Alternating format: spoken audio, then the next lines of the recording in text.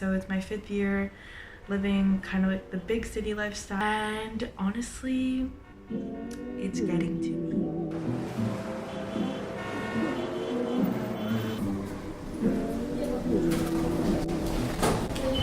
Let me just break it down for you. I'm young and I really do enjoy being in the city because there's always something to do, there's always people to meet, and you never get bored.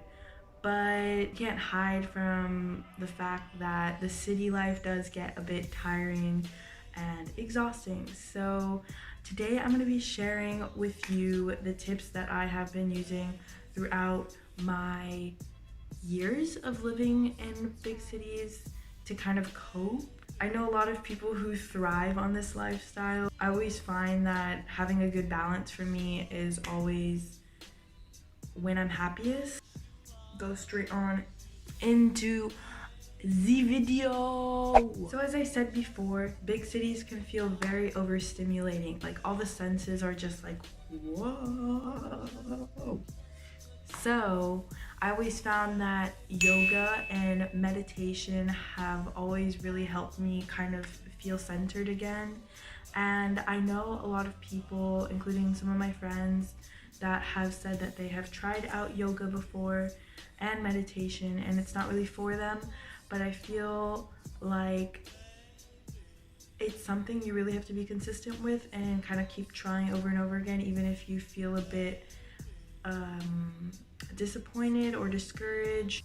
I think that if you're just starting out and you're only beginning your journey with yoga and meditation, finding a very good studio or a studio that you feel comfortable at to be able to learn those basic techniques and learn those basic moves for yoga is what's going to be most helpful for you. My second thing that I really like to do to stay sane and de-stress is doing whatever gets you in that mode of, relaxation. For some people that's reading a book, for some people that's going out for a drink with a friend, for some people that's literally just doing a face mask or doing a nice little self-care routine. Kind of just like zone out of whatever is really stressing you.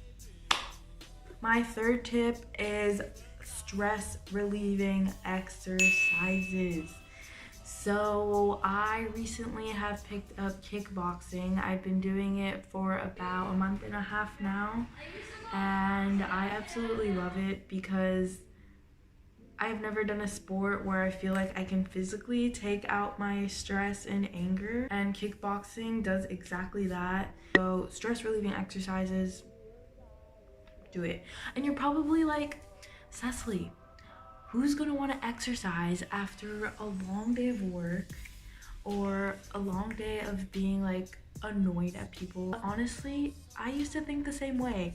But after you leave that kickboxing class, or after you finish swimming those laps at the pool, or after you finish that jog, you're gonna thank yourself and you're gonna feel probably even more energized than you were before starting the exercise. So don't let that mentality like set you behind. Definitely go for it. My fourth tip is journaling. Journaling and having a log of your thoughts and feelings and kind of what you're going through. I journal maybe twice a week to kind of just catch up and reflect on what I've been doing and how I've been feeling and what I need to improve on, and just hold myself accountable for goals that I've set for myself. If you really catch onto this kind of habit and you make it a part of your routine, I feel like it is a very good way to not be passive about the things you're feeling. And I feel like when we get stuck in this daily routine that's very easy to get stuck in, we kind of break that passiveness and we jot down what we're feeling in that present moment, I always feel like that's the first step that I usually take when I'm feeling overly stressed or overwhelmed, is to first realize that I'm feeling this, admit it to myself, and then from there I can decide what to do to de-stress or to just feel centered again, for sure. Another thing I like to do whilst journaling is write down everything I'm grateful for. It's very easy to get caught up in life and not really fully 100% realize all the basic things and all the essential things we already have. I have found, especially this year living in Paris, that gratitude is the number one thing that keeps me grounded.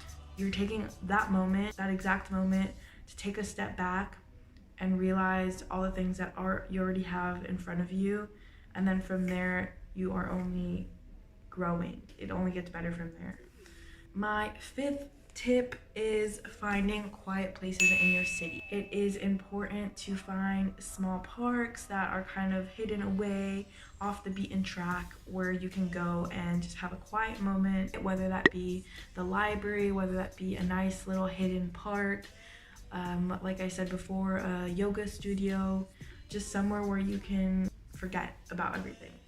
Tip number 6 revolves around friends and possibly family, if you have any family living in the city that you're in.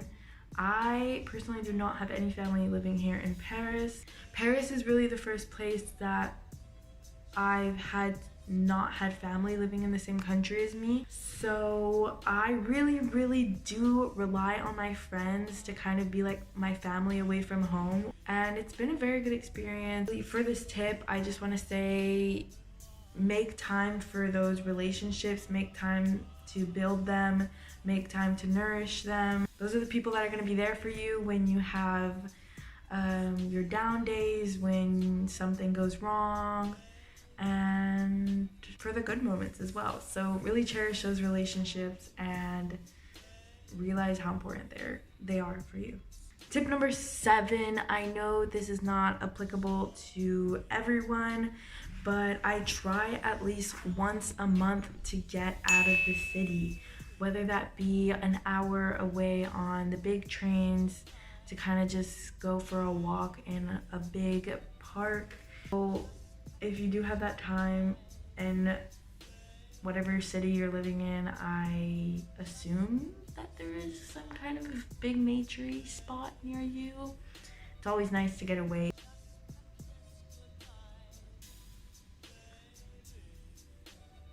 I want to mention that there's always going to be pros and cons to every place that you live in throughout your whole life. Although I'm mentioning all these things that you can do to kind of stay sane and positive in a big city, it can kind of put like a negative light on living in a big city, but that's not what I'm trying to say at all. I still 100% am for the idea of enjoying the big city and going to explore new places every weekend, finding a cute new cafe, finding a new neighborhood that you've never seen before. Like I said, meeting new people. That's the beauty of living in a big city. But of course, there is always those moments that you feel like you need a breath of fresh air and time to find yourself again.